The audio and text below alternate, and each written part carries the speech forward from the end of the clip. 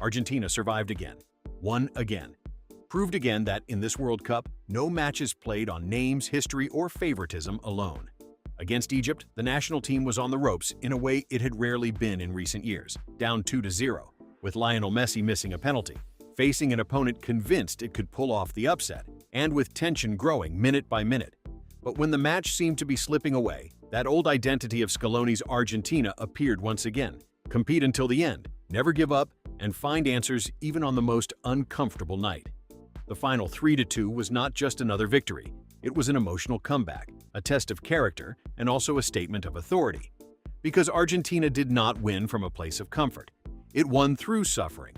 It won after making mistakes. It won after being exposed. It won when the stage seemed set for a historic elimination. And, as has happened so many times before, Lionel Messi ended up at the center of the scene. The captain experienced every possible emotion in this match. He had the penalty to quickly equalize and missed it. He hit the post with a set piece. He looked frustrated, surrounded, chased by Egyptian shirts, and forced to drop back to be more involved in the build-up than in the finishing. But he was also the one who reignited Argentina when the team needed him most. First with the cross for Cristian Romero's goal, then with the left-footed strike that made it 2-2 and finally broke Egypt emotionally. And finally, by pushing the team forward in that last wave that ended with Enzo Fernandez scoring the definitive 3-2. Messi finished the match visibly moved. It was not only because of the result, it was because of the way it happened, because of the emotional weight, because of how close Argentina came to saying goodbye, because of the accumulated fatigue from another match pushed to the limit, and also because of the certainty that in the knockout stages of a World Cup, every mistake can cost a sporting life.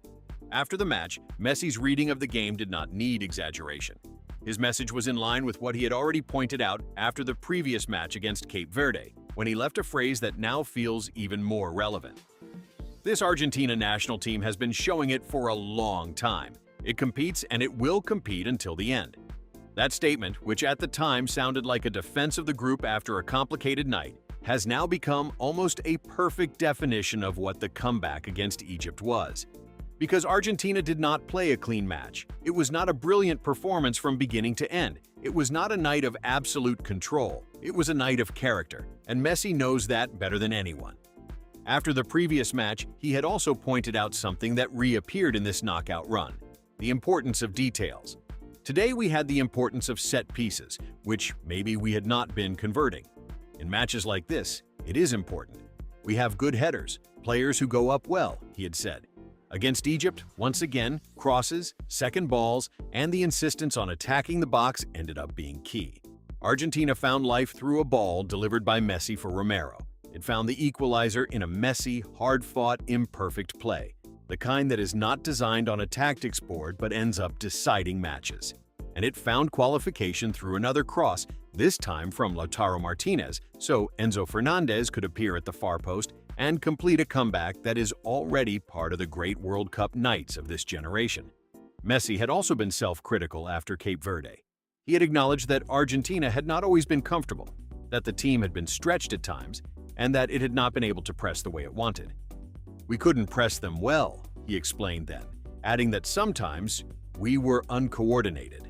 That view makes sense again after what happened against Egypt, because the national team suffered once more when it could not stay compact, when the lines became too long, and when the opponent found spaces to break with speed.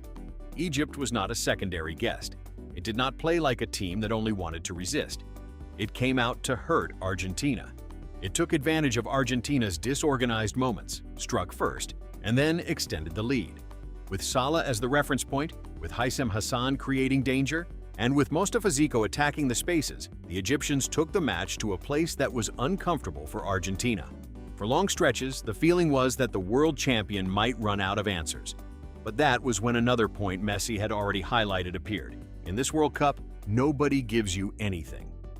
"This is knockout football, and nobody gives you anything," the captain had said after the previous match. That phrase, now repeated with the echo of the 3-2 against Egypt, explains better than any tactical analysis what the national team is going through. Argentina no longer wins just because it is Argentina. It has to work every match. It has to suffer through it. It has to hold itself together mentally, and it has to find solutions when the opponent closes off its paths. The refereeing controversy also settled in after the match. Egypt complained about a disallowed goal, a possible foul before the second goal, and an action inside the box in the play before the counterattack that ended with Enzo Fernandez's goal. On social media, the debate quickly grew. Many spoke of favoritism, others defended the VAR decisions, and others pointed out that Argentina had also missed a penalty and suffered for almost the entire match. In that context, the line that can be incorporated into the story, always as an editorial formulation and not as a verified direct quote, is the following. "I heard that many people are complaining about the refereeing. We are convinced of the match we played, and we do not believe the field was tilted for either side." That phrase sums up the stance Argentina wants to convey. Not getting into an external fight, not feeding suspicions, and maintaining that the match was won on the field, with soccer, character, and reaction. The truth is that Argentina had to come back from 2-0 down. It had to overcome a missed penalty by its captain. It had to live with anxiety, with the clock, with the noise of a stadium that was beginning to smell a historic upset. And it had to do all of that without completely losing its head.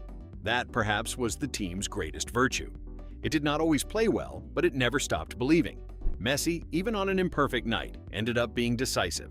That is one of the great differences between huge players and eternal players. He can miss, he can get frustrated, he can spend long stretches unable to find space. But when the match enters its hottest zone, he still has one play stored away.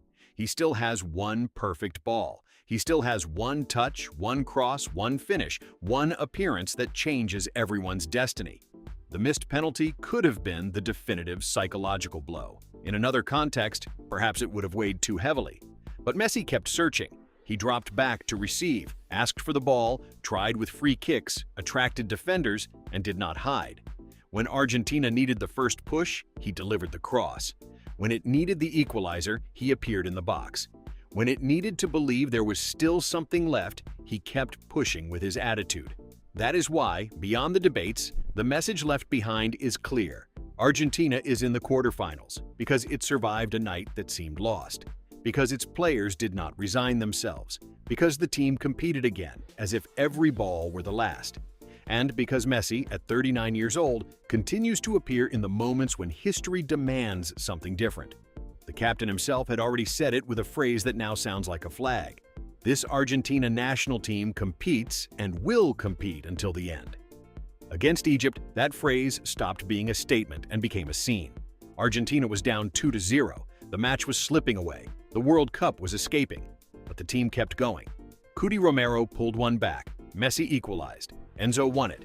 And Argentina, once again, found life where many were already seeing the end. Now another challenge will come, another pressure, another opponent, and another one of those nights where there is no room to relax. But Argentina takes away something more than qualification.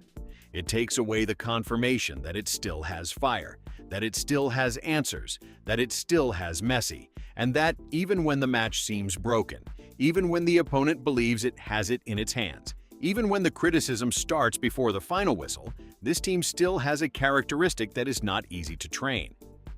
The conviction that nothing is over until it is truly over.